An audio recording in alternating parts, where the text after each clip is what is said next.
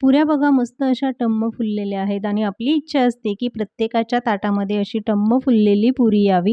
कारण पुऱ्या गार झाल्यानंतर त्या मऊ होतात, फुललेल्या राहत नाहीत आणि मग खाण्याची मजा येत नाही. त्यासाठीच ही ट्रिक तर जरूर वापरा, पण त्यासोबत पिठामध्ये हा पदार्थ घालायला विसरू नका.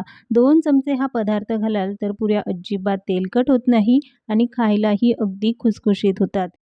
श्रीखंड पुरी असो किंवा पुरी भाजी, पुरी बनवण्याची ही पद्धत एकदा वापराल तर नेहमी अशाच पद्धतीने पुऱ्या बनवून खाल. अगदी अप्रतिम अशा या पुऱ्या तयार होतात. मग चला बनवूया आजची ही रेसिपी. पण त्याआधी तुम्ही जर चॅनलवर नवीन असाल तर चॅनलला सबस्क्राईब जरूर करा. पुऱ्या बनवण्यासाठी 1 वाटी गव्हाचं पीठ घेतलेलं आहे. कपाने मोजून घेतलं तर 2 कप गव्हाचं पीठ घ्यायचं. रोजची चपाती बनवण्यासाठी जे पीठ वापरतो तेच पीठ आहे. 1 चमचा मैदा घालून घेतला. पुऱ्या छान अशा खुसखुशीत व्हाव्यात यासाठी हा पदार्थ जरूर वापरा, तो म्हणजे बेसन पीठ. 3 चमचे यामध्ये बेसन पीठ घालायचं. पाव चमचा मीठ घालून घेतलं आणि पुरीला छान असा सोनेरी रंग यावा, खायला थोड्याशा गोडसर लागाव्यात म्हणून अर्धा चमचा साखर.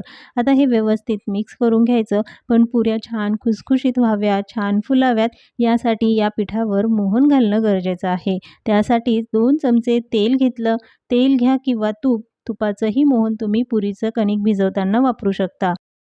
तेल कडकडीत गरम करून घ्यायचं आणि तेलाचं मोहन पिठावर घालून ते व्यवस्थित मिक्स करून घ्यायचं आहे.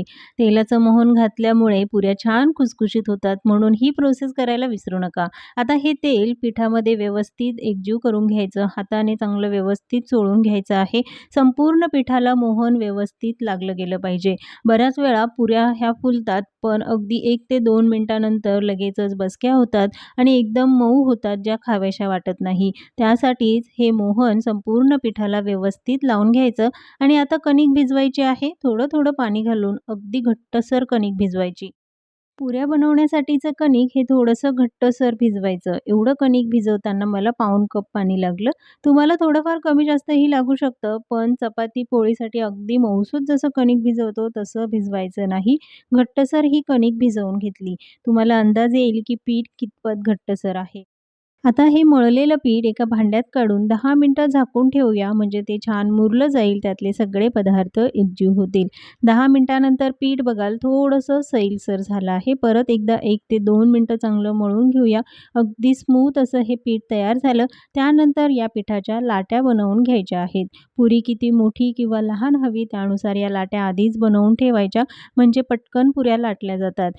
पुरी लहान-मोठी हवी त्यानुसार लाट्या बनवून घ्यायच्या आहे. एवढ्या कणकेमध्ये 25 ते 30 पुऱ्या तयार होतात.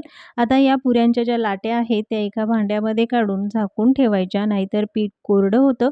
पुरी व्यवस्थित लाटली जात नाही, तिला चिरा पडतात.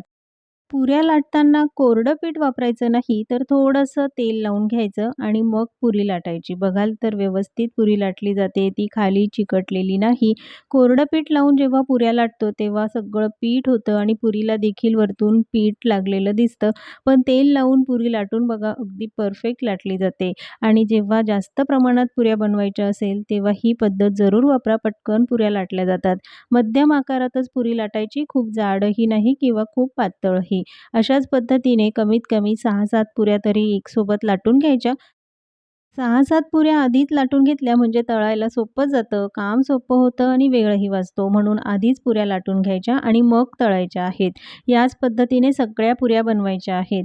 तर या 6 पुऱ्या मी आधीच लाटून घेतल्या, लगेचच तळून घेऊया. पुरी लाटण्याआधीच आपण तेल गरम होण्यासाठी ठेवायचं, पण ते कितपत गरम हवं यामध्ये पिठाचा जेव्हा तुम्ही गोळा घालाल तो लगेचच वर तरंगतो. इतपत हे तेल गरम आहे. आता मात्र गॅस मध्यम आचेवर ठेवायचा आणि मग पुऱ्या तळायच्या आहेत.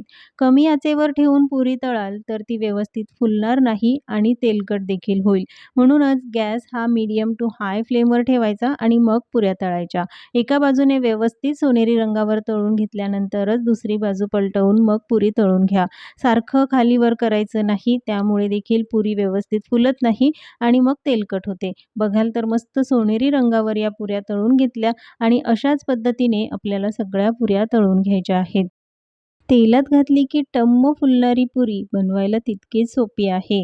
एका बाजूने व्यवस्थित गुलाबी रंगावर तळून घेतल्यानंतरच दुसऱ्या बाजूने तळून घ्यायच्या आणि अशाच पद्धतीने आपण ज्या पुऱ्या बनवून घेतल्या आहेत, त्या तळून देखील घ्यायच्या. पण आता या पुऱ्या व्यवस्थित अशाच फुललेल्या राहाव्या यासाठी ही ट्रिक जरूर वापरा.